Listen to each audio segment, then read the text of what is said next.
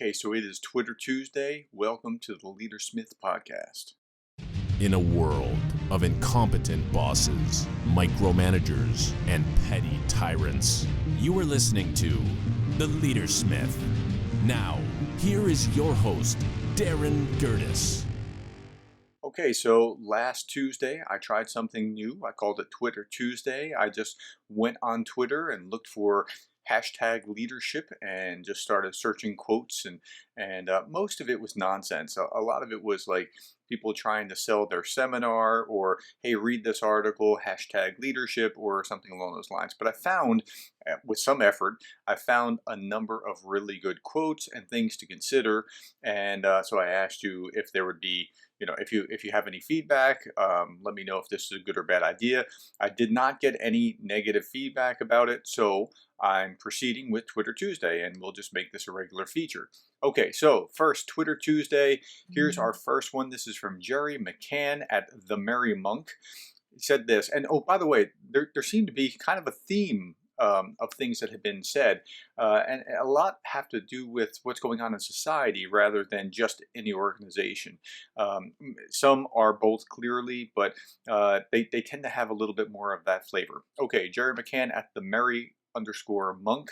He says this: forgiveness is bitter yet medicinal. Revenge is sweet yet poisonous. Your choice, so you have to choose. Now, I like that. I think he's right. It is hard to forgive at first, but that's how you get to healing. And then revenge is sweet, but it's going to hurt you. And it's true. You do get to choose. And I think he's onto something. And I think when we're talking about or focusing on what's going on in society, I think there's a lot of bitter forgiveness that needs to be going on, and the revenge that's going on is only amplifying the problems. And it is our choice. We can choose to do one or the other, and we're choosing, unfortunately, more of the other, it seems. Okay, next one. This is from Lolly Daskell. Lolly Daskell is she's kind of a bigwig out in leadership land. If you're not familiar with who posts what about leadership, she's been doing it for a long time, and I followed a lot of her work. It's pretty good. She has a lot of insight about leadership. Okay, so her meme was decisions driven by heavy emotion are typically misguided reactions rather than proactive judgments. And I like that because I think, we do need to grasp the importance of emotion in leadership. But if you let your emotions run over your reason, bad things tend to happen. Now, that's true in society, as we saw with riots and other things. It's also true in organizations, too. So you need to restrain your emotions. Your emotions should be indicators telling you that something's going on. They should not be the core driver of what you do. Okay, let your neocortex run your decision-making processing, but let your emotions inform you. Okay, next one. This is from Corrine Vergassi, I guess. I don't know. CEREENV or at CEREENV. And she said this: always remember that leadership is a privilege. When you're in a leadership role, your influence may affect the trajectories of people's entire career and often their lives. Wow. I mean, that's really powerful stuff. And I try to emphasize this. So good job, Corrine. I try to emphasize this in class when we're talking about leadership. People think it's like, it's all about me. It's about what will people think about me? No, you're shaping people's lives. Leadership is a heavy responsibility. It's important because, I mean, the thing that your third grade teacher said to you that sent you off on this different direction in life, I mean, that's leadership, right? So let me say that again. Always remember that leadership is a privilege. When you're in a leadership role, your influence may affect the trajectories of people's entire careers and often their lives. That's right. Leadership is a heavy responsibility. That's one of my favorites that I've seen throughout this whole thing. Okay, Scott Lutton at Scott W. Lutton said this: the most powerful leadership tool you have is your own personal example. He's right. I mean, if you have a choice of saying, do as I say, not as I do, what do people listen to? They see what you do, not what you say. If you say, hey, kids, don't smoke, and then you light up, what's going to happen? They're going to take the cue not from what you said about doing not smoking, but what you do, which is smoking.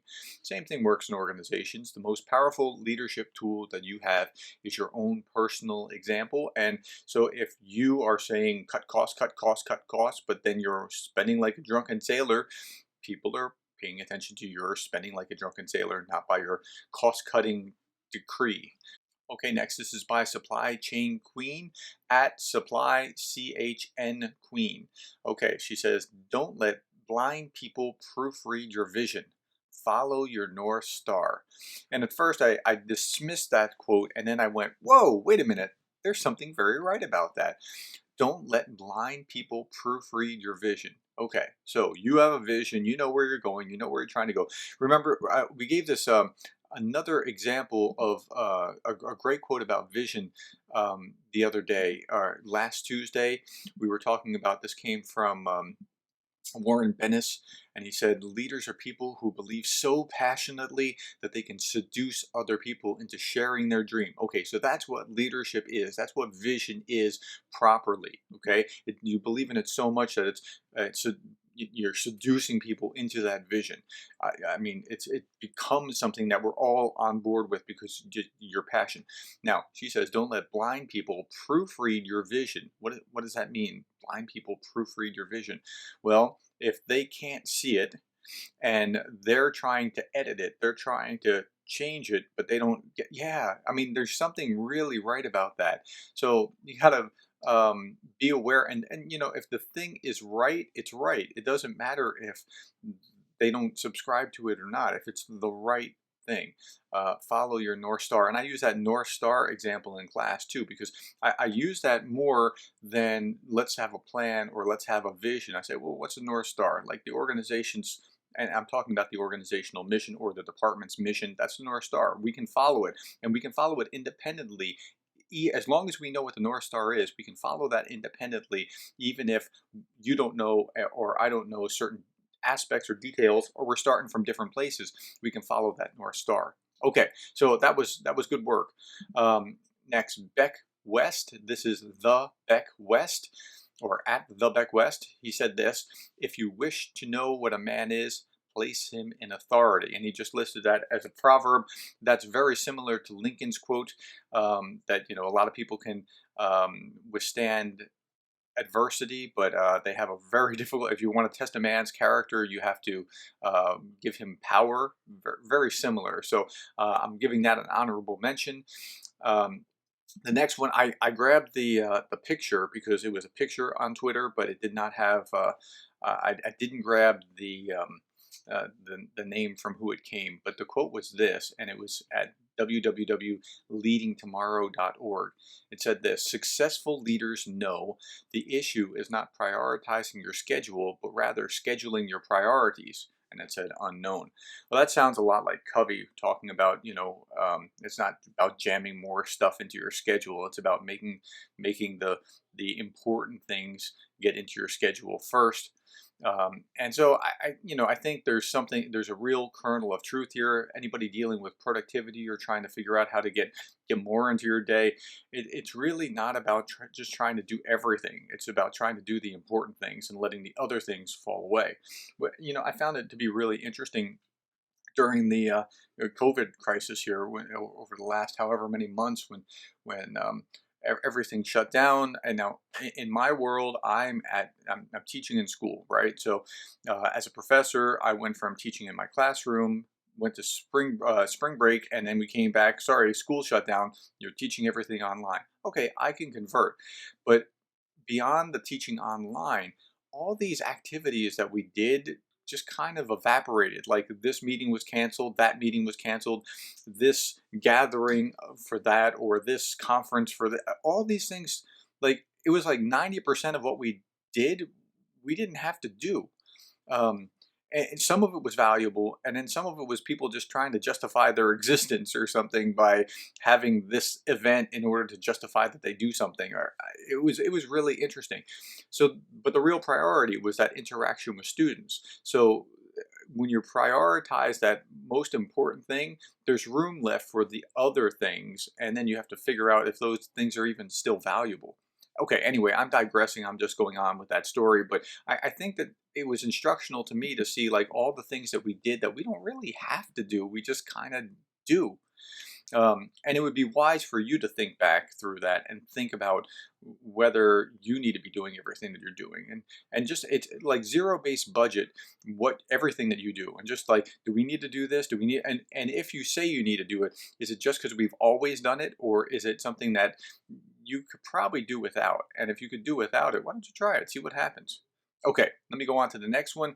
This is from Julian Stod at Julian Stod. Um, Okay, and so this is a quote that he, it's a larger quote that's like a picture of a quote, and it's by him. And he said this: the role of the leader is not to have all the answers, but to hold open the space, to create the conditions, and to offer the support for every individual to find them. Sometimes alone, sometimes within the arms of their community. Now, he goes on for 3 paragraphs, so let me just stop there. The role of a leader is not to have all the answers. Absolutely right. Okay. And if you pretend that you have all the answers, we know you don't have all the answers. So now you just kind of look like you think we're stupid. Okay, so don't do that. But to hold open the space, to create the conditions, to offer the support, to do all these things, to create the environment is what he's saying, for individuals to find them. That's exactly right. That's what leadership is. It is not about you doing it. It is not about you having all the answers and then telling us to do it. It's about you creating the bubble. Like I remember this one time, I was congratulated because we got something done.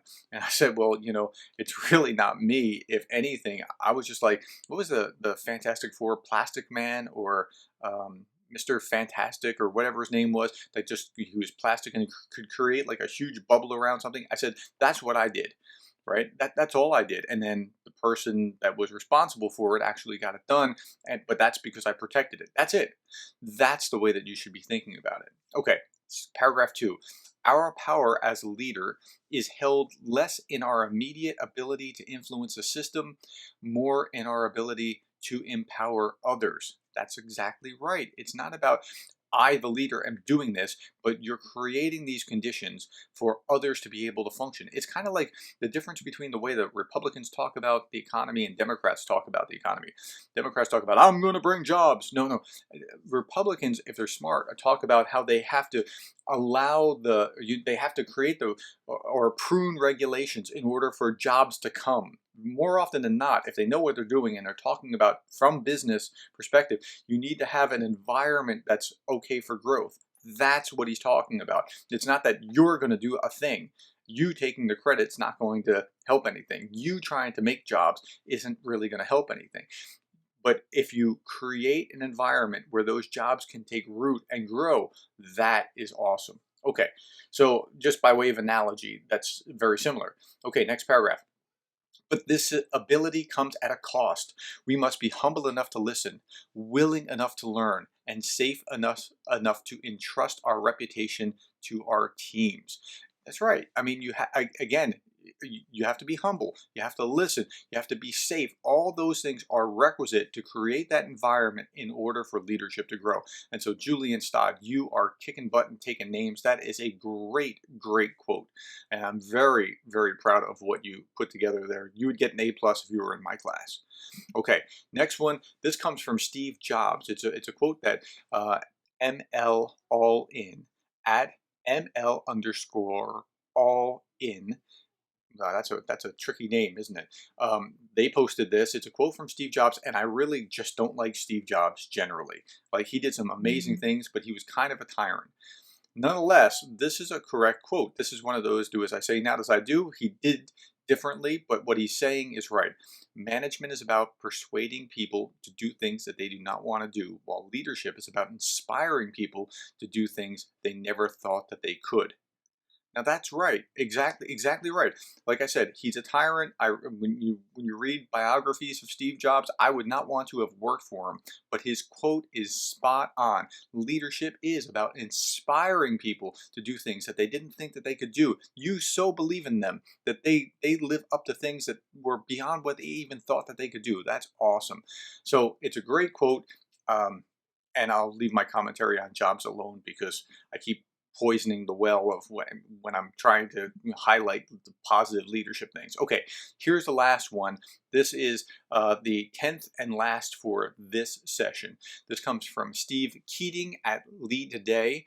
And he says this, quote, leaders want commitment, not compliance. And it's relationships, not authority, that drive commitment. Okay, absolutely.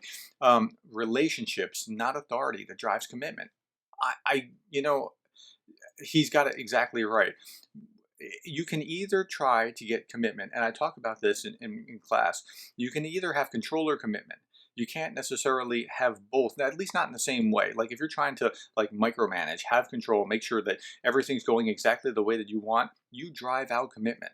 But to the degree that you simply seek commitment, focus them on the North Star and drive commitment to that thing, you get control. Now, you don't get control in the same way. It's not the same kind of control where it's done exactly your way, but it's the control that they're already moving toward that North Star. So you can have one or the other, but how you act will lead them to one, either commitment, or two, control, and you have to decide which one you value.